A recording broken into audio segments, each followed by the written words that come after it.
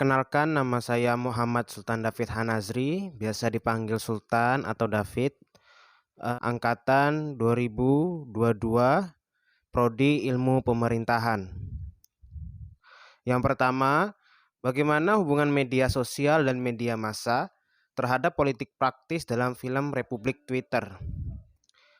Sukmo mendapatkan tawaran pekerjaan di warnet milik Belo. Hal ini berkaitan dengan bakat Sukmo yang jago merangkai 140 karakter di Twitter. Tugas Sukmo adalah membuat seorang penjabat dan pengusaha kaya bernama Arif Cahyadi menjadi trending topik di Twitter agar memudahkan dia menjadi seorang gubernur DKI. Agar bisa mendapatkan trending topik di Twitter, Sukmo melakukan dengan membuat akun palsu, lalu memasuki dan mendaftar sebagai seorang buzzer dengan melakukan penyebaran isu dan menggiring opini publik dengan menuliskan timeline yang memuji Arif Cahyadi seperti siang tadi Arif Cahyadi mengunjungi panti asuhan dan menangis. Tetapi inilah yang menjebak dirinya ke dalam pasir hisap yang semakin mengikat. Usaha dagang atau jasa pencitraan politik berbasis jejaring sosial yang digawangi oleh Kemal dan juga Belo. Dari penggalan cerita tadi, sangat jelas adanya penggunaan media sosial dan media massa sebagai senjata untuk menyebarkan agenda politik praktis. Media sosial dan media massa mempunyai peran sebagai media komunikasi politik oleh pemerintahan, partai politik, aktivis, dan profesional untuk bisa lebih mudah untuk mempromosikan diri seorang partai politik maupun tokohnya secara paralel dan luas.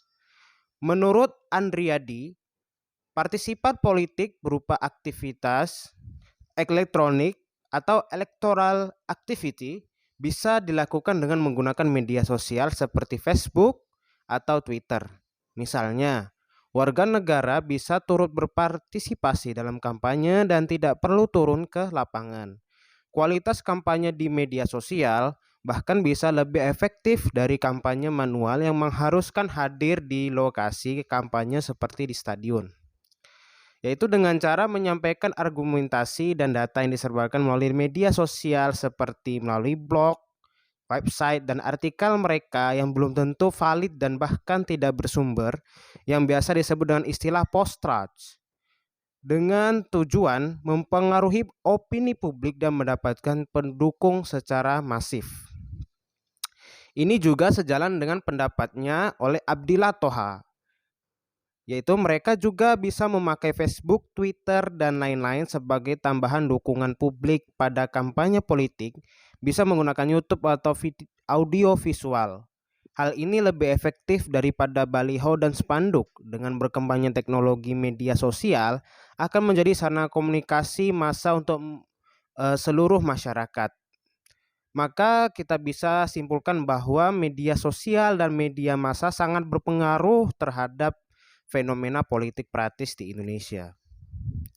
Yang kedua, apakah kisah pada film ini benar-benar terjadi di kehidupan kita? Ada.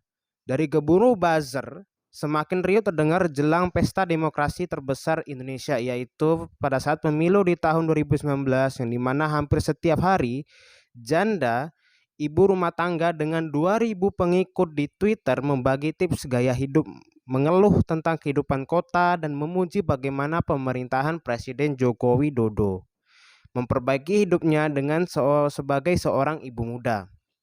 Namun, janda, sang ibu rumah tangga, tidak eksis. Pemilik akun Twitter itu sebenarnya adalah pria paruh baya yang belum menikah. Ia menawarkan layanan media sosial politik untuk mendukung terpilihnya kembali Presiden Jokowi. Perwakilan dari Twitter, Facebook, dan juga WhatsApp memberitahu Retrus mereka secara teratur menghapus akun-akun palsu di Indonesia. Tetapi mereka menolak untuk menyebutkan jumlahnya. Seorang juru bicara Twitter mengatakan bahwa kepada kantor berita Retrus bahwa mereka sedang berupaya menghapus jaringan akun yang terlibat dalam penyebaran informasi yang salah. Facebook menganggap Indonesia sebagai pasar terbesar ketiga di dunia dengan perkiraan 130 juta akun, mengatakan ada pelatihan bagaimana menandai berita palsu yang kemudian dievaluasi oleh moderator dan dihapus jika melanggar standar komunitasnya. Ini referensi atau artikel dari dw.com. Yang ketiga, cara menjadi mahasiswa sebagai partisipan atau pemilih yang bijak dan cerdas menjelang kontestasi Pilpres 2024. Yang pertama, jangan golput. Karena satu suara yang Anda miliki akan mempengaruhi kehidupan Anda 5 tahun ke depan. Dan ini sangat penting untuk mempertahankan demokrasi Indonesia. Jika Anda golput, maka hak suara yang diberikan oleh Anda akan menjadi rugi dan tidak terpakai.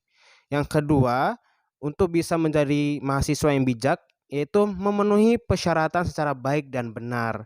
Dengan memenuhi persyaratan menjadi pemilih pemilu, yaitu seperti KK ataupun KTP dengan benar tanpa memalsukan data.